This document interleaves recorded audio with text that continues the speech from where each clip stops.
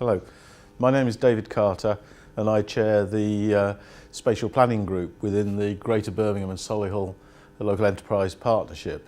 And this presentation is one that we've been giving at 4 public consultation events in the autumn of 2013 on the first version, as you can see, of a spatial plan for recovery and growth. We would hope that people start using social media as one of the forms of responding to the plan as it's going forward. So if you can think of things that you would like to say, we would encourage you to use Twitter and use this hashtag SPRGCon with your messages, so please tweet away. This slide goes back to the start of the preparation of the spatial plan about 2 years ago, and this was a report that we did to the board where we set out a number of principles that we wanted the plan to follow. So the first of those principles was that the spatial plan should sit alongside and provide the spatial expression of the GBSLEP strategy for growth, its economic strategy. And this slide here on the left shows a photograph of the cover of that strategy document, which was published earlier this year. And then on the right here, there's a document or a diagram from the document which shows the relationship between the economic strategy, the strategic framework at the top there, with the spatial plan and then the delivery plan sitting alongside it. So it's a sort of triangular relationship. Some of the other principles that the board agreed was that, unlike traditional planning strategy documents, they were keen that we produce something short. A 12-page target was the one that was set, plus illustrations. And we've achieved a document of about 21 pages plus appendices, which is really much shorter than they have been in the past. And then the next point is possibly the most crucial one, in the sense that the plan has been prepared on an informal basis by the local planning authority, working collaboratively and working with other partners, including business, community and the environmental community and so on and so forth. And I think that that is really quite a stark difference to the earlier regional spatial strategy, which was a statutory process, and it was very much dominated by public sector people in terms of policy development. So the next point talks about the spatial plan providing a context for individual local development plans that each local planning authority within the LEP are required to prepare, and then to set the context for their subsequent review. We want the plan to be long-term, looking ahead at least 20 years, and it also provides a focus for the relationship with adjoining LEPs, because in the old West Midlands region now there are 6 LEPs, of which the GBSLEP is one of those. The other significant difference about this plan is that it's subject to continuous review and update. So the idea is that every year we refresh the plan, we update the plan, we take it as far as we can, rather than working towards a single document which we then prepare, finish and perhaps put on the bookshelf and leave it for a number of years. Stages in the process are shown by this slide. As you can see, we started with an initial visioning event in February 2012, and then in terms of process, resources are limited, so what we've been doing is we've been using events and theme groups that we've built up from the different characters in the process, as it were, in terms of building scenarios, testing those scenarios by a number of theme groups, and then synthesizing those outputs to try them out, as it were, at this April 13 conference, which was held at St Andrews. We've taken the feedback that we received at that St Andrews event, and we've produced the first iteration of the plan, which was agreed by the GBSLEP board in June this year and has now gone out to consultation in the autumn. We've also commissioned some further research, particularly in relation to a strategic housing study, and that's now underway. We would expect to take the results of the consultation and the results of that research to produce a second version of the plan in the spring of 2014. Moving on into the key section of this presentation, there And this is where I try to get across the elements of the plan that we've prepared so far, and hopefully give you a taster of them so that you'll go away, find out more, and hopefully respond to us. I wanted to start by talking about some elements of the vision for a start, but then there are three key elements in the plan. As you can see, strategic objectives and strategic policies, the spatial diagram, and then a schedule which is looking at the scale and distribution of the growth. These different elements are developed to a different degree at the moment, and to a certain extent as we move forward it's an iteration between each of those different components. I also want to finish the presentation by trying to gather together a sort of a brief summary of the principles on which the plan is based at the end of the presentation.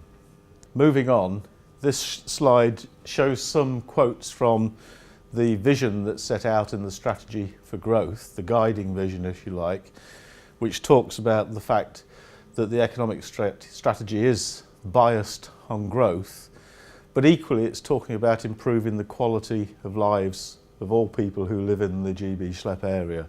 So that's very important. And in the context of the planning system having undergone an upheaval over the last couple of years, it's talking about the need to plan positively to lead, support and deliver growth. So it's using the planning system in a way to support that economic strategy.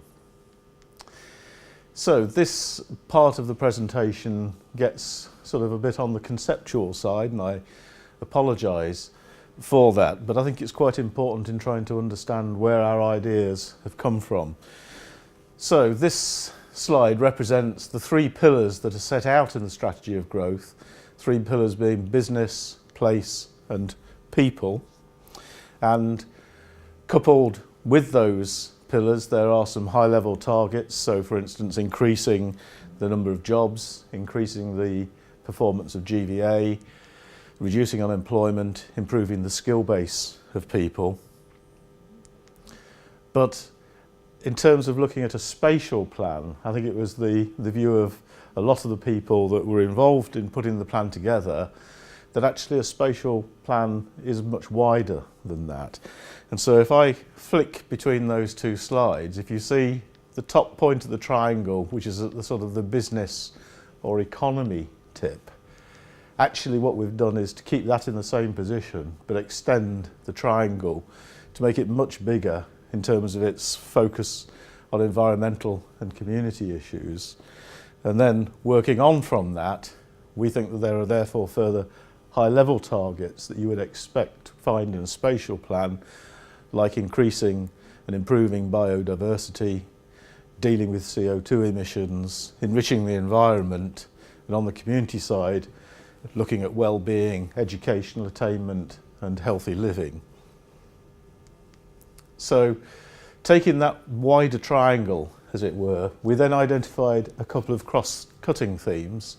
So that triangular sort of arrow-shaped symbol is designed to represent sustainable development, and then these two circles that we're adding try to get across the idea that connectivity is something that is also a cross-cutting theme.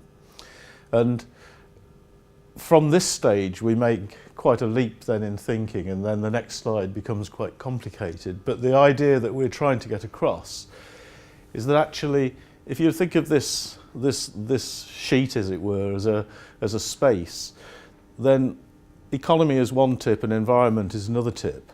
But actually, if you rotate that triangle, you can start to see that, well, if you're looking at devising policies and objectives, then there are things which might have a partial environmental but also an economic angle, and the same in relation to the other side, mixture of economic and community aspirations. And so looking at that, and looking at that as a much more integrated space, we then leap to this diagram here, where what we've done around this sort of conceptual diagram, as it were, we've identified a series of strategic objectives, and then emanating from those strategic objectives, a number of strategic policies surrounding this. You might be able to see on this slide there are some coloured spots that sort of are at the side of the points, and these These emanate from the theme groups that we devised, where we had groups looking at shaping the economy, homes and communities, sustainable living in the environment and connectivity. And so these are the groups that were put together. These groups were collaborative working groups involving people from across sector, and they're encouraged not to work within their own little silo, but to come up with ideas for these policies and objectives. And then we put them all in the mix and came up with this diagram. The second key element of the plan is the spatial diagram itself. We produced the first version of this for the original visioning event about 18 months ago. This is the second version. It's always going to be work in progress because it basically combines all the things that are emerging in the plans of each of the individual authorities within the LEP area. And therefore, it will always be work in progress because plans are moving forward all the time. So we need to keep it up to date.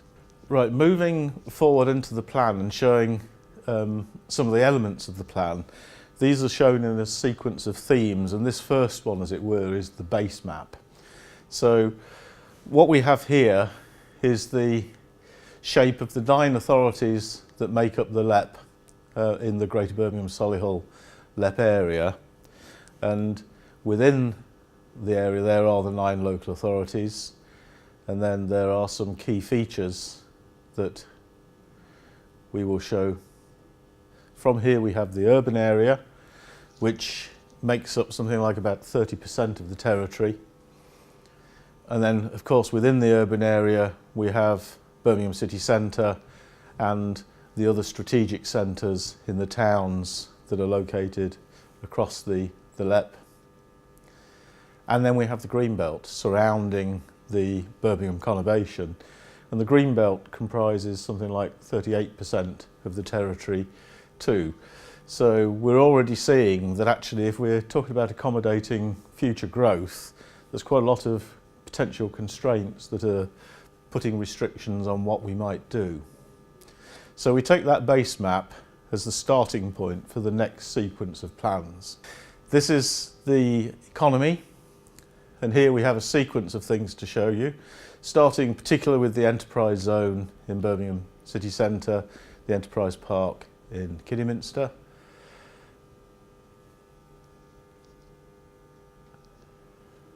Then we have an initiative called the Enterprise Belt, which is coupling together the towns really that are mainly just at the edge of the green belt, plus then linking through the M42 corridor in Solihull, where we identify the M42 Gateway, which is now also known as UK Central. We also have a number of other economic initiatives, local development orders and economic zones, where there's a combination of some of them are simplified planning arrangements. In other areas there are particular areas where particular economic sectors are being targeted. And then we have strategic sites, which are still a spillover, as it were, from the old regional spatial strategy. So we have in the west, for example, we have the 3 yellow symbols, one of which is I-54 to the north of Wolverhampton, which is where Jaguar Land Rover are building their new engine plant. And then across to the east, we have Birch Coppice and Hams Hall logistics sites. Another couple of clicks puts on the larger other employment sites of 25 hectares plus, and then the smaller ones 10 and, well, between 10 and 25 hectares. And then across the LEP area, at any one time, local authorities and others have got major projects underway on a variety of initiatives. So those are shown by those purple symbols that have just come onto the slide. Right, moving on to the next layer, as it were, of housing. This is simpler than the economy. Starting with the base, I've then clicked to put on the housing sites which have capacity of 100 dwellings or more, and as you can see they're well dispersed across the LEP area, although there is a particular concentration of city living in and around Birmingham city centre. This next layer shows connectivity, and we can add a few features on here, starting with the proposed high-speed 2 railway line and the 2 stations at the NEC Airport and Birmingham City Centre. We have the motorway network existing, showing now, and then within that the proposals to improve the M42, and in particular specific junctions under the pinch point programme along the M42. I've now highlighted the M6 toll, and I think there's a general aspiration to see the M6 toll function more effectively than it has been doing hitherto, and that's trying to pull that out.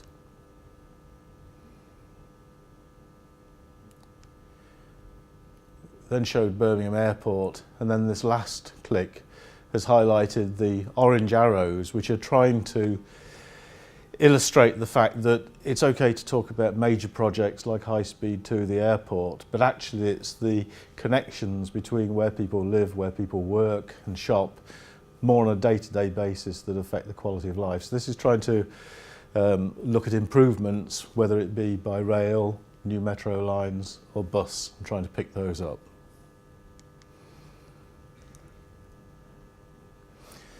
Moving on to sustainable living and the environment, this plan has a number of features showing on it, starting with rivers and canals, and then the flood zones, considerable areas affected by flooding risk, as we know from news in recent years.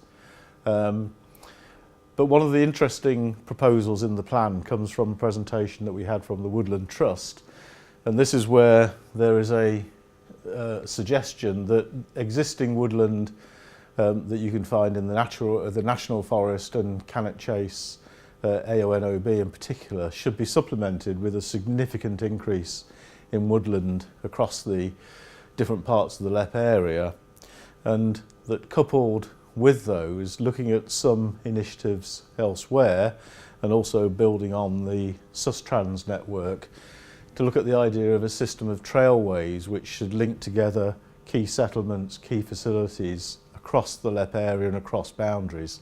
So these green links at the moment show elements of the Sustrans network, the national network, which are in place, but as you can see that's quite superficial and there's loads of gaps at the moment. The network will address some of those, but we've added those and some others which tentatively we think could be looked at onto this diagram here, and we're hoping to work with Sustrans in order to take forward more detailed ideas into the next stage of the plan. The final series of plans are really stepping back from this and actually recognising specifically that we're not an island. That slide tends to make the LEP look a bit like an island, which is clearly not the case. But what we can do there is add on the motorway network and the intercity rail network and airport, but then look at how these help the LEP link with other parts of the country. So we have links like the M6 motorway, the West Coast Main Line, the M40 in this broadly north-south corridor, which links our LEP north and south, starting at the north with Manchester, Stoke-on-Trent, then running through the Black Country, Wolverhampton, Birmingham, Solihull, Coventry, Milton Keynes, through to London. But then perpendicular to that, we've also got other strategic linkages through the M42, the A38 and the M5 and the cross-country railway line, which provide links really particularly into the East Midlands and beyond, and the South West. The third element of this plan is then the schedule showing scale and distribution of growth, and to be fair, this is the least developed section of the plan so far, so it's work in progress. We're carrying out further research, which I've already mentioned, and the issues on housing growth are the ones that I was going to focus on here. This slide has a couple of tables which hopefully you'll find interesting. If we look at committed housing sites within the LEP area, this shows that existing commitments are about 31,000 dwellings. These are sites with planning permission emerging in an adopted local plan. We know from emerging local plans and strategic housing land availability assessments that there's capacity for around about another 62,000 in the pipeline, which all told gives a total of around about 94,000.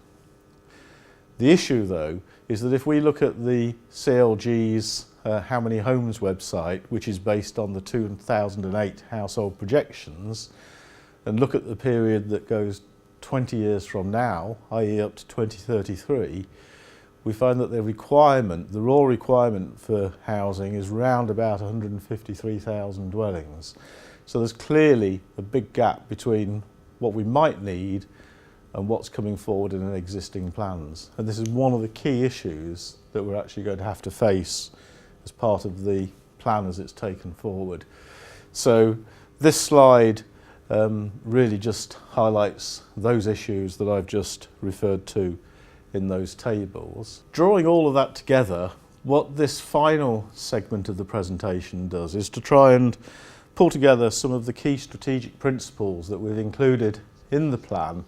And if you're responding to the plan, we'd be particularly keen to know if you support these, if you think we've missed anything, if you think they should be adjusted. I don't propose to read through all of these because you're quite capable of doing that yourselves.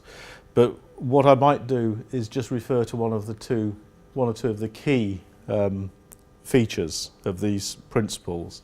So sustainability obviously is something that we draw out as being extremely important in this first slide. And then moving on, another thing that we talk about is inclusivity, which is important really because since the RSS has been revoked, the RSS was very much founded on the principle of urban renaissance and trying to reduce outward migration from the urban areas into the surrounding shire areas. The revocation of the RSS risks losing that, and what we're suggesting here is actually that we think that that's an important principle that we think should continue to apply, so that we want to see the record of achievement in urban renaissance carried forward, but also we want the specific needs of rural areas to be addressed as well. On this next slide, three more of the principles, and the one I was going to highlight here is diversity. It's clearly the case that population increase is a big issue that we face in the GBSLEP area, but it's also the changing nature of that population in terms of its diversity and its age structure and so on and so forth. So we need to be responding to that. The next slide shows three more of the principles, and on this one I was just going to pick up here the recycling of land point here, that there was a strong commitment to brownfield development in the RSS. We want to see a strong commitment, continued commitment to brownfield development, but I think that we do have to recognise that the scale of development that is required is likely to see the need for some greenfield development and the possible need for greenbelt boundaries to be reviewed in some limited cases. And here we have the final three, the last one picking up the important point that we're not an island, we need to work with our neighbours in adjoining LEPs. So the final key slide really in this presentation is this one, because if we've got to accommodate additional growth, then the question is, well, not only how much, but where should we do that? What's the best location to do this? And one of the theme groups that I mentioned earlier looked at, well, what are the different ways of accommodating growth in the future? And they came up with these 10 suggestions, so ranging from sort of further urban consolidation, possibility instead of saying, well, how about building a new town or new settlements as a way of accommodating growth? Or maybe dispersing growth rather than concentrating it, or perhaps concentrating it in corridors of growth, perhaps rail-based, or there was a suggestion perhaps you could take more advantage of the M6 toll. Those are some of the examples, and as part of the consultation events and the consultation more generally, we're really seeking views from everybody. Well, if we have to go higher with growth levels, which of those options do you think might be the best preferable ways of achieving it? So, this is a slide at the end which just shows the relationship of the GBSLEP, which is in this turquoisey, light bluey area, with the other LEPs in the old sort of former West Midlands region area. So here we have the Black Country, Coventry, Warwickshire, Worcestershire, the Marches, and then Staffordshire. And a key feature of our LEP, of course, is that areas in Staffordshire and North Worcestershire actually have the unusual, perhaps in the unusual position of featuring as part of two LEP areas. So that's the end of the presentation. On that slide there is the address on the web where you can find all of the documentation as well as a copy of this presentation. We'd encourage you to go and look at that and also to respond to us. And as part of this, we have got an online survey which hopefully makes responding very easy. So thank you for listening.